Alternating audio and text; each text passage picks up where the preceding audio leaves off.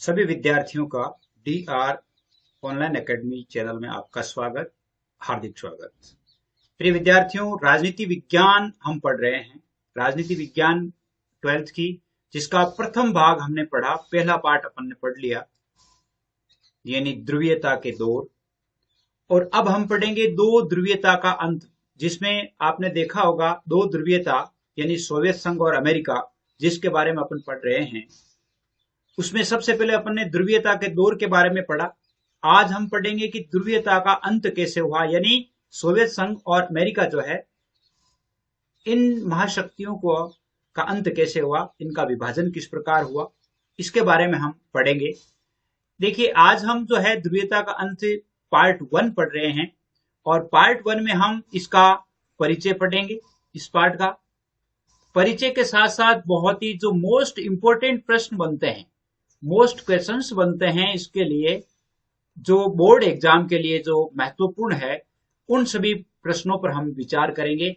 इसमें हम 10 प्रश्न पढ़ेंगे। 10 में से 5 प्रश्न छोटे और 5 प्रश्न आपके बड़े होंगे। देखिए, आपके जो पेपर है, वर्तमान में जो पेपर जैसे जारी किया गया है, या वर्तमान में जो बताई गई है पद्धति कि आपका पेपर कैसे आएगा, आगे क्या होगा, क्योंकि अभी जो सेशन थोड़ा लेट है, तो इसके लिए आपके पेपर को इस प्रकार किया जा सकता है जिसमें आपके मल्टीपल चॉइस वाले क्वेश्चन हो, यानी जिसमें एबीसीडी चूज किए जाते हैं, एक एक अंकों वाले, दो अंकों वाले, तीन अंकों वाले, ये तो होता ही है। इसके साथ साथ मल्टीपल चॉइस वाले प्रश्न भी आपके शामिल किए जा सकते हैं।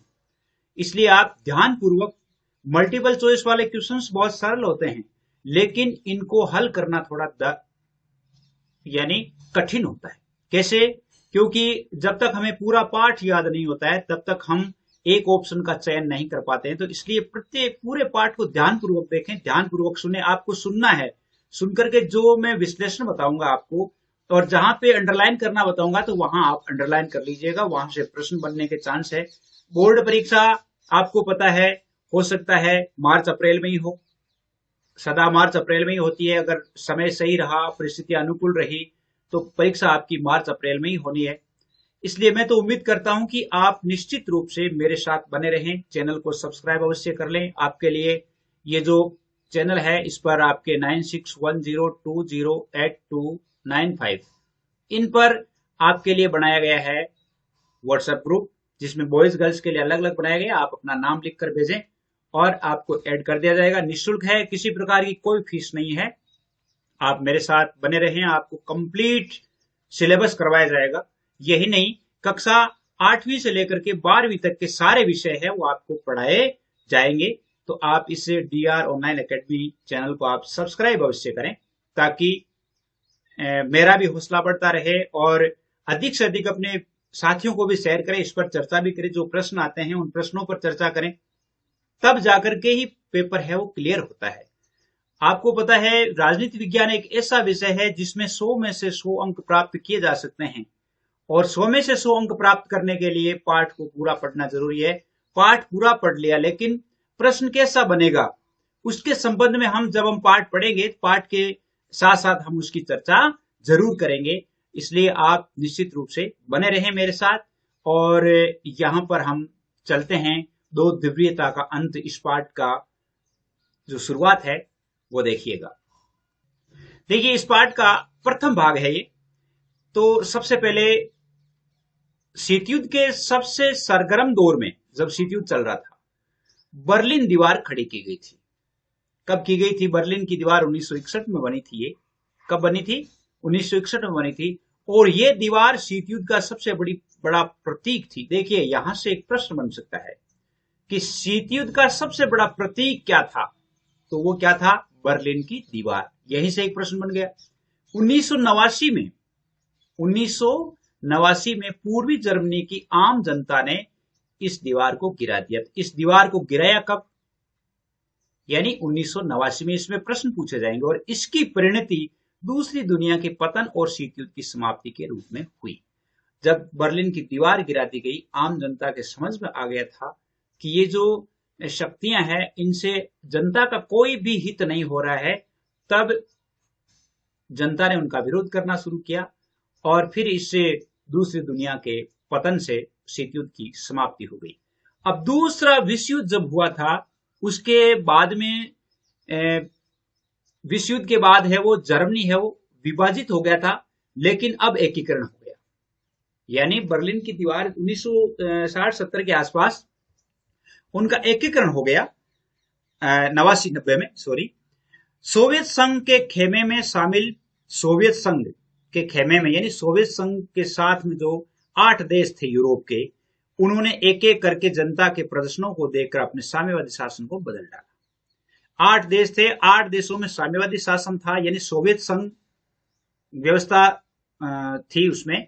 तो उस व्यवस्था को उन्होंने बदलने का यानी बदल डाला, एक एक करके 8 देश है वो उस सोवियत संघ की यानी साम्यवादी शासन से, वहां पर जो साम्यवादी शासन था, और कम्युनिस्ट पार्टी थी, कौन सी पार्टी थी?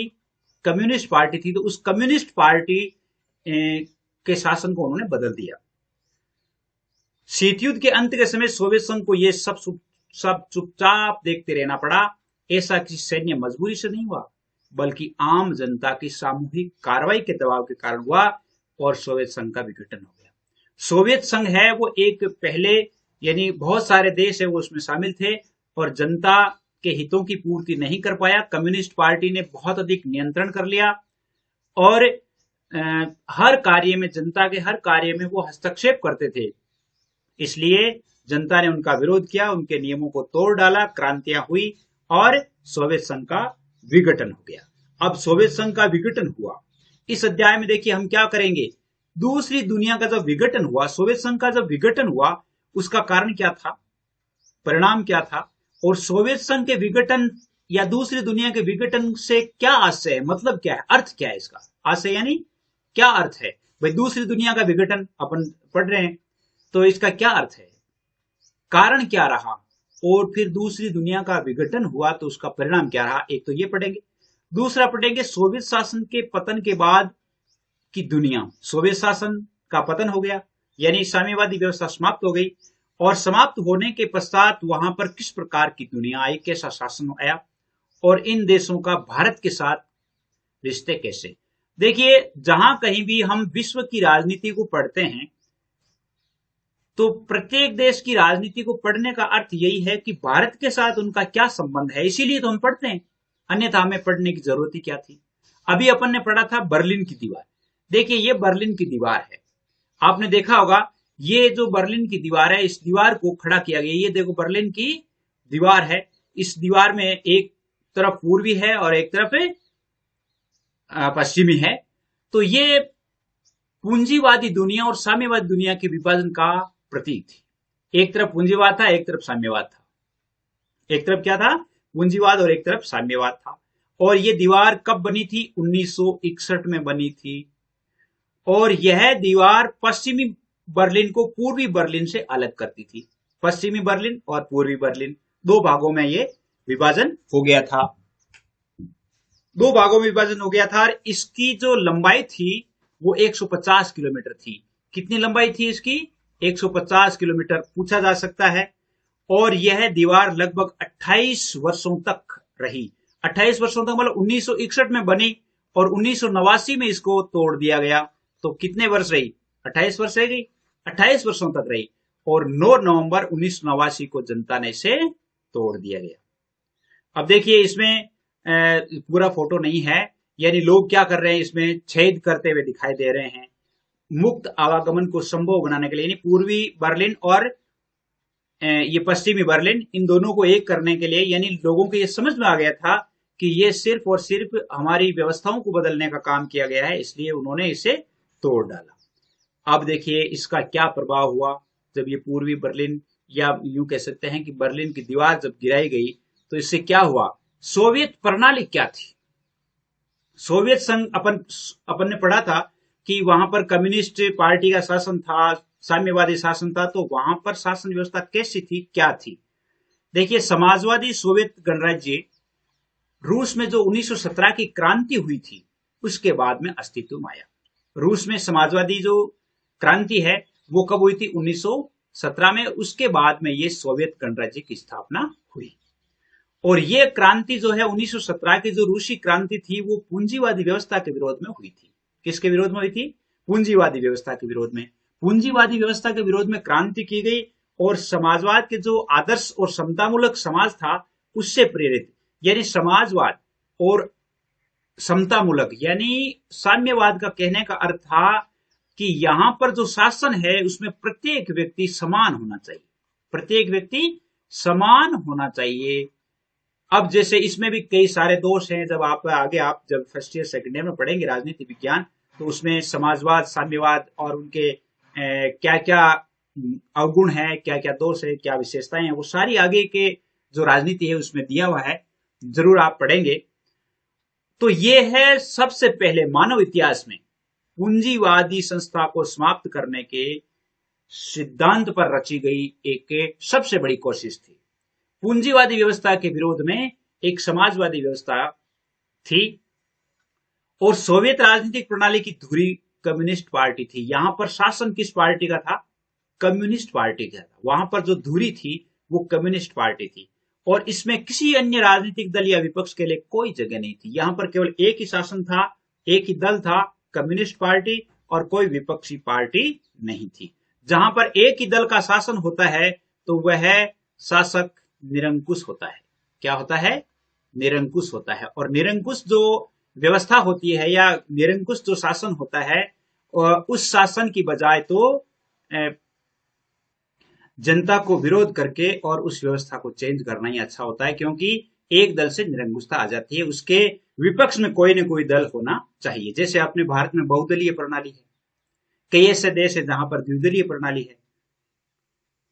तो इसमें क्या हुआ कि जैसे मान लो ये सोवियत संघ में क्या राजनीतिक प्रणाली की धुरी जो कम्युनिस्ट पार्टी में थी, कोई राजनीतिक दल दूसरा कोई राजनीतिक दल नहीं था। अर्थव्यवस्था जो थी योजनाबद्ध और राज्य के नियंत्रण में थी। अर्थव्यवस्था राज्य ही नियंत्रित करता था कि किसको किस प्रकार विभाजित करना है। अब यह कैसे हुआ? देखिए बर्लिन वगैरह ये जो है वहां शासन व्यवस्था कैसे कायम हुई? क्यों? क्योंकि दूसरा विश्व युद्ध जब हुआ था तो पूर्वी यूरोप के जो देश थे वो सोवियत संघ के अंकुश में आ गए थे। पूर्वी यूरोप के जो देश थे वो सोवियत संघ के अंकुश में आ गए। क्यों? क्योंकि सोवियत सेना ने इनको फांसीवादी ताकतों से मुक्त करवाया था। वहां पर फांसीवादी शासन व्यवस्था थी, फांसीवादी ताकतें थी जो जनता को बहुत अधिक कुचल रही थी, जनता को बहुत अधिक दुख दे रही थी।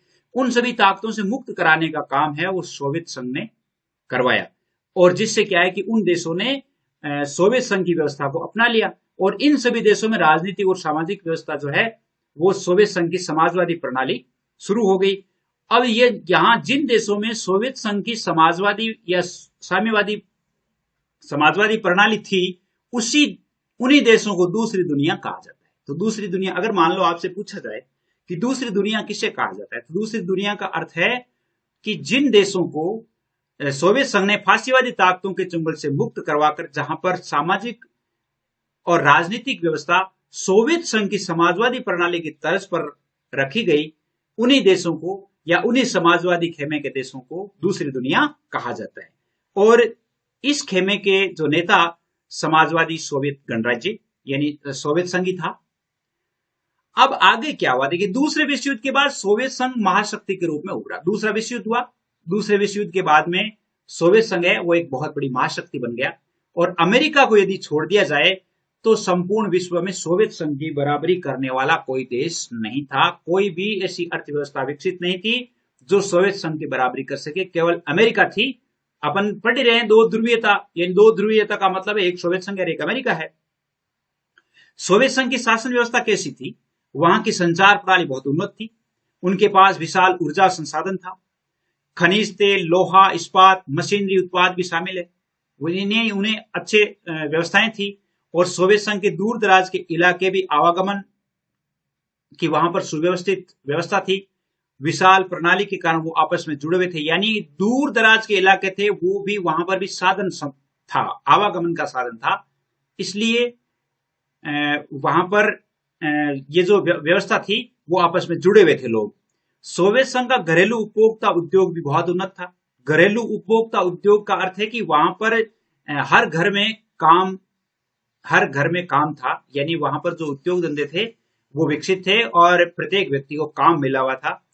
पिन से लेकर कार तक सभी चीजें उत्पादन वही होती थी।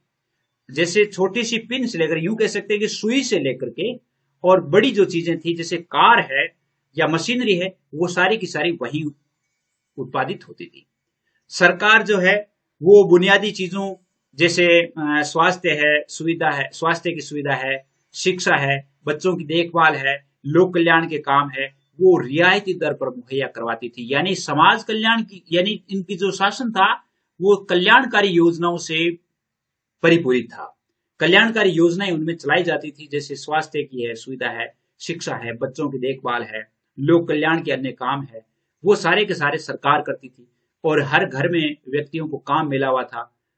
तो यूं कह सकते हैं कि एक संपन्न साधन व्यवस्था थी, बेरोजगारी बिल्कुल भी नहीं थी। सोवियत प्रणाली पर नौकरशाही का शिकंजा कसता चला गया। अब क्या हुआ कि सोवियत प्रणाली जो थी, तो सोवियत प्रणाली में जो नौकर थे, यानी जो नौकरशाही थी, वो नौकरशाही क्या है कि अपने नियमों से, अपने जो कानूनों से धीरे धीरे क्या किया कि उन्होंने इस पर शिकंजा कस लिया, और ये प्रणाली क्या हुआ, सत्तावादी होती गई। सत्तावादी यानी जो सत्ता में जो लोग थे उनका ही हित हो रहा था, बाकी जनता का हित नहीं हो रहा था। नागरिकों का जीवन कठिन होता चला गया। एक समय था जिस समय ये व्यवस्था अच्छी थी, लेकिन धीरे धीरे जब नौकरशाही का नियंत्रण हुआ, तो नौकरशाही का नियंत्रण होने से क्या हुआ कि नागरिकों को वो नौकरशाही है वो अपने नियम कानून उल्टे सीधे बनाने शुरू कर दिए, और जनता का जीवन कठिन होता चला गया। लोकतंत्र और अभिव्यक्ति की आजादी नहीं हुई। यानी लोकतंत्र था, लोकतंत्र, और वहां पर व्यक्तियों को अपने विचार अभिव्यक्त करने की आजादी नहीं थी।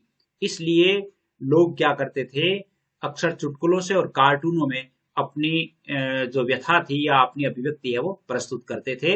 यानी वहां पर सरकार के विरोध में लोग उतर चुके थे। आगे देखिए, सोवियत संघ में एक दल यानी कम्युनिस्ट पार्टी का ही शासन था। वहां पर मैंने अभी पहले ही बताया था कि वहां पर कौन सी शासन व्यवस्था थी, कम्युनिस्ट पार्टी की थी, और इस दल का सभी संस्थाओं पर गहरा अंकुश था। सारी संस्थाएं इसके नियंत्रण में थी। ये दल जनता के प्रति जवाबदेह नहीं था। जनता ने अपनी संस्कृति और बाकी मामलों की साज संभाल अपने आप करने के लिए 15 गणराज्यों को आपस में मिलाकर सोवियत संघ बनाया था। यानी सोवियत संघ में कितने गणराज्य थे, 15 गणराज्य थे।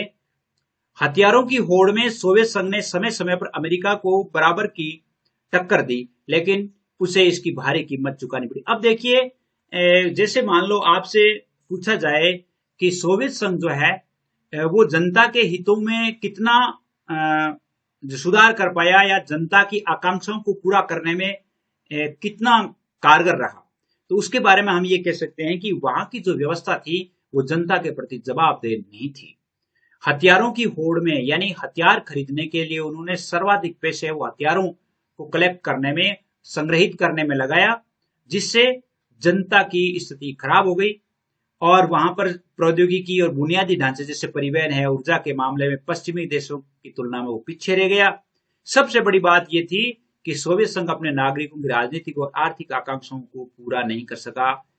जैसे यहां से प्रश्न आ सकता है, सोवियत संघ अपने नागरिकों की राजनीतिक और आर्थिक आकांक्षाओं को पूरा नहीं कर सका, कैसे, समझाइए। तो यहां पर ये देखेंगे कि वहां पर कम्युनिस्ट पार्टी का शासन था, जिसमें सभी संस्थाओं पर गहरा अंकुश था, और ये दल जनता के प्रति जवाबदेह नहीं था। उन्होंने हथियारों की होड़ में, यानी हथियार खरीदने के लिए अर्थव्यवस्था का अधिकांश धन है वो हथियार खरीदने में लगाया, जिससे जनता की आकांक्षाएं पूरी नहीं हुई, इच्छाएं पूरी नहीं हुई। सोवियत संघ ने 1979 में अफगानिस्तान में भी हस्तक्षेप किया। प्रश्न आ सकता है, छोटा प्रश्न, 1979 में हस्तक्षेप किया था, और इससे सोवियत संघ की व्यवस्था और भी कमजोर हो गई। खाद्यान्न का आयात साल दर साल बढ़ता गया, और 1970 के दशक में ये व्यवस्था लड़खड़ा रही थी और अंततः ठहर सी गई। 1970 तक ये क्या हुआ कि ये व्यवस्था जो है वो लड़खड़ा गई थी। ये व्यवस्था कैसी हो गई, लड़खड़ा गई थी। दूसरे विश्व युद्ध के जस्ट बाद में ये शुरू हो गई थी। 1945 में दूसरा विश्व युद्ध समाप्त हुआ। यूं कह सकते हैं कि 1950 के आसपास ये बहुत ही चरम पर थी, और लगभग 20 सालों में ये समाप्त हो गई। अब ये जो व्यवस्था थी, इस व्यवस्था में एक बहुत बड़े नेता आए थे। उस नेता का नाम था मिखाइल गोर्बाचेव। क्या नाम था, मिखाइल गोर्बाचेव। अब मिखाइल गोर्बाचेव, और उसमें उस समय सोवियत संघ का विघटन हुआ था। सोवियत संघ के बहुत सारे टुकड़े हो गए थे। तो उन टुकड़े क्यों हुए, कैसे हुए, देखिए इसके बारे में। मिखाइल गोर्बाचेव इस व्यवस्था को सुधारना चाहते थे, क्योंकि जनता के हितों को देख करके और जनता की मंशा को पढ़ करके उन्होंने देखा कि यदि हम जनता की अच्छी सेवा करेंगे तो ये हो सकता है कि अपनी शासन व्यवस्था बनी रहे। और 1980 के दशक में कम्युनिस्ट पार्टी के महासचिव मिखाइल गोर्बाचेव बने थे। कौन बने थे? मिखाइल गोर्बाचेव बने थे। आज के लिए बस इतना ही पढ़ेंगे भाग प्रथम। अब हम इसके प्रश्न पढ़ेंगे, यानी कहां तक इसका विघटन कैसे हुआ, क्या उनका रवैया रहा, उसके बारे में हम अगले में पढ़ेंगे। देखिए इसके प्रश्न, जो आज के प्रश्न है वो क्या है। पहला प्रश्न देखिए, सोवियत अर्थव्यवस्था की प्रकृति के बारे में। सोवियत अर्थव्यवस्था की प्रकृति यानी सोवियत संघ में जो शासन व्यवस्था थी उसमें अर्थव्यवस्था के बारे में आपको इनमें से गलत है वो देखना है कि सोवियत अर्थव्यवस्था समाजवाद प्रभावी विचारधारा थी, उत्पादन के साधनों पर राज्य का स्वामित्व था, जनता को आर्थिक आजादी थी, अर्थव्यवस्था के हर पहलू का नियोजन और नियंत्रण राज्य करता था। इनमें से कौन सा जो है वो गलत है? ये गलत है, जनता को आर्थिक आजादी थी। यानी जनता को आर्थिक आजादी नहीं थी, क्योंकि अर्थव्यवस्था है वो राज्य के नियंत्रण में ही थी, कम्युनिस्ट पार्टी के नियंत्रण में थी। अब देखिए इन प्रश्नों के उत्तर, सारे के सारे उत्तर प्रश्नों के आप लिखें। दूसरा प्रश्न है कि आपके शीत युद्ध का सबसे बड़ा प्रतीक क्या था? बर्लिन की दीवार। क्या था? बर्लिन की दीवार, जो अभी अपन ने पढ़ी है। बर्लिन की दीवार को किसने और कब गिराया? बर्लिन की दीवार को 9 नवंबर 1989 को 9 नवंबर 1989 को बर्लिन की आम जनता ने, पूर्वी जर्मनी की आम जनता ने, किसने गिराया था? पूर्वी जर्मनी की आम जनता ने गिराया था। ये बर्लिन की दीवार कब बनी थी? 1961 ईस्वी में बनी थी। अगला प्रश्न देखिए, रूसी समाजवादी क्रांति किसके विरोध में हुई? किसके विरोध में? पूंजीवादी व्यवस्था के विरोध में। किसके विरोध में? पूंजीवादी व्यवस्था के विरोध में। दूसरी दुनिया किसे कहा जाता है? इसको थोड़ा बड़ा है, इसको लिख लेना। दूसरी दुनिया किसे कहा जाता है? आप ऐसे लिखेंगे कि जिन देशों को सोवियत संघ ने फांसीवादी ताकतों से मुक्त करवाकर वहां पर सोवियत संघ की समाजवादी प्रणाली प्रचलित की गई, उन्हीं देशों को दूसरी दुनिया कहा जाता है।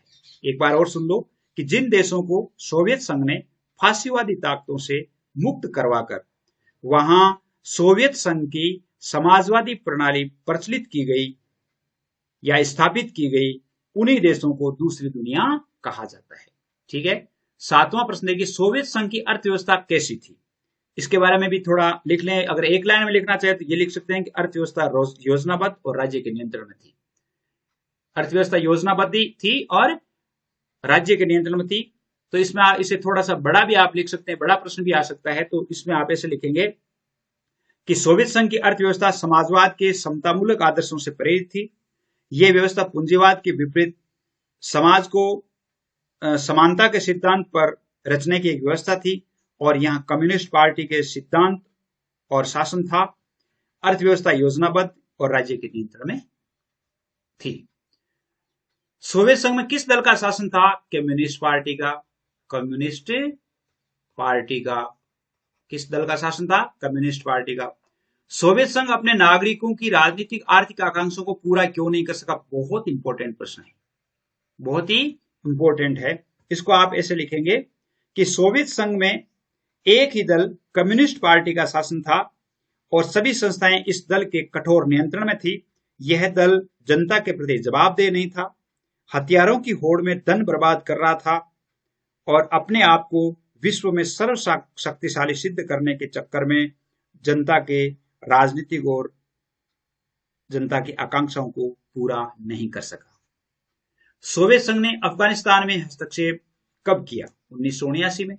कब किया था? 1979 ईस्वी में किया था। और 1980 के दशक में सोवियत संघ की कम्युनिस्ट पार्टी के महासचिव कौन बने थे? अभी अपन ने पढ़ाई है, मिखाइल गोर्बाचेव। Mikhail Gorbachev. ये 1980 के दशक में कम्युनिस्ट पार्टी के महासचिव बने थे। उम्मीद करता हूं कि आपको अच्छा लगा होगा। आपके लिए जो व्हाट्सएप ग्रुप है वो है 9610208295। इन पर आप ऐड हो जाएं और चैनल को सब्सक्राइब करें ताकि आगे बढ़ने का हौसला मिले। आज के लिए बस इतना ही।